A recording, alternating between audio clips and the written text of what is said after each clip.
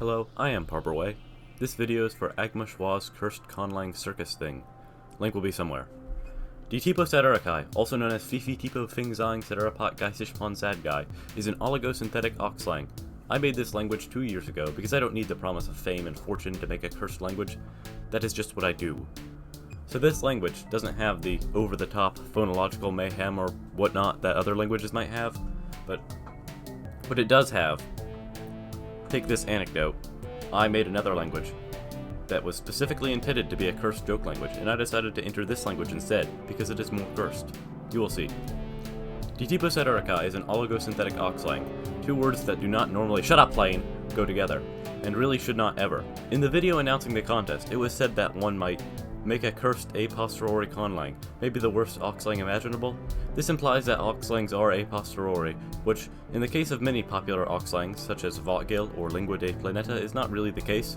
I'm going to assume that this is just me muddling the definition of Auxlang and IAL, the latter of which Deteposaduruki is technically meant to be, but also, when making the vocabulary of Deteposaduruki, I, a person who is a monolingual speaker of exactly 2 languages, for the most part just went off of vibes to figure out what sounded most like that thing, resulting in like 90% of the vocabulary being either from English or Romance languages.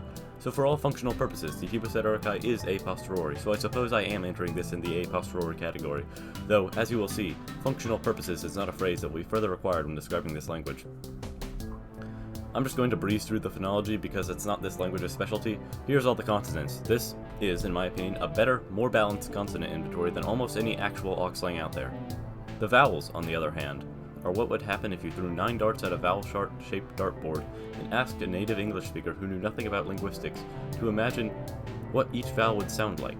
Plus there are a lot more vowels and fewer consonants than English.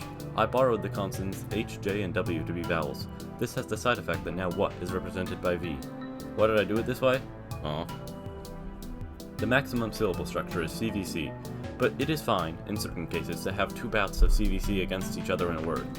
These cases have nothing to do with the sounds themselves, and are entirely quirks of the grammatical system. If you thought that the limited consonant inventory would make it easy or pleasant to speak, you are wrong. However, in the cases that the grammar rules would normally tell you to put 2 vowels in a row, a T is inserted between them. This happens quite frequently.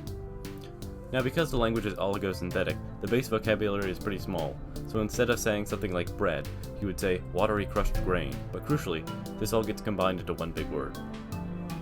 As Deteposaduruki is a completely rational and logical language for rational and logical people like me and you, I decided that, just like Lojban for example, this language would have no ambiguity at all, and you would always be able to parse the meaning of things 100% for sure.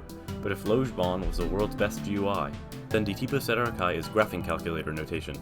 Deteposaduruki makes use of verbal parentheses, mainly in the form of the circumfixes d-kai, which is used when showing possession or origin, and fi-gai, which is used in all other cases. To describe a noun, you first make sure that the thing you want to describe it with is an adjective. Now is a good time to point out that nouns begin with consonants and end in vowels, verbs begin and end with consonants, except for eb, which means to be, but is not used as a copula. For coupletic purposes, you describe the subject with the adjective system, and then follow that with the verb wab, which means to exist. Adjectives, on the other hand, begin with vowels and end with consonants. You can freely convert between adjectives and nouns and verbs using various suffixes and circumfixes, but not between adjectives and verbs. To do that, you have to convert it to a noun first and then convert it to a verb, or vice versa. There are also some other affixes that you can add to certain kinds of words, which really only serve to make things more complicated, like the one that makes things mean the opposite and another that negates the meaning, which are 2 different things, which would be fine if this wasn't supposed to be an Auxlang. Finally, you can describe that noun, affix the noun and adjective together, then surround with the appropriate circumfix. This can be done recursively, and you better get used to doing it because you have to do this frequently. To describe a subject with more than one argument, add a space, then the particle che between them, then another space. These spaces are phonemic, and the things either side of them cannot stand as words on their own. Here's the table of pronouns. They follow a regular pattern, allowing any combination of first, second, or third person, singular, plural inclusive, or plural exclusive, and male, female, inanimate, or unspecified. In what circumstances would you need to use the first person inanimate? I don't know, but it's there. Word order is VSO. This seemed like a good time to point that out. Here's the verb conjugations. Instead of using any existing tense aspect system, this system asks whether the action takes place in the past, present, or future, and from the perspective of the past, present, or future. This system disallows exact translation of verb tense and aspects into or out of Deteposaduruki, as it is not compatible with the way verbs work in any language that exists. Verbs also have three moods: declarative, progressive, and conative, which, for some reason when I made this chart, I defined as perfective, stative, and conative. Like in any good conjugation system, you can choose to leave any and all of the verb's tenses, aspects, and moods undefined. With the split tense system, thinking about the implications of leaving both the tense of the action undefined and the perspective undefined hurts my brain. There are also number and demonstrative article systems. They work similarly to the pronoun system in that they allow more meanings than necessary. You don't need nouns to use the adjective system. You could describe any word with it as long as you're using an adjective. Actually, I lied, because it's not only used with adjectives, it's also used with prepositional phrases. Although I didn't really lie, because in like 99% of cases you could just treat prepositional phrases exactly the same as adjectives. Prepositional phrases are surrounded by the circumfix fing pot. In between, you will find one of a handful of prepositions, followed by another one of those phonemic spaces that we all love, then the object, which itself can, and often is, augmented using the adjective system, sometimes even with another prepositional phrase. Finally, relative phrases are just a whole clause stuck inside the circumfix ngap ngopo, which turns the whole thing into a noun, and also doesn't leave any space between the circumfix and the first and last words of the sentence, because, like, why would you do that? Proper names are just the names Deteposadurukized as best as they can be, and the first and last letter are capitalized to indicate that it's not a real word. Place names use endonyms. This is the only instance of capital letters in Deteposaduruki. When talking about animals, you use a strictly Deteposadurukized version of the scientific name of the family that contains that animal.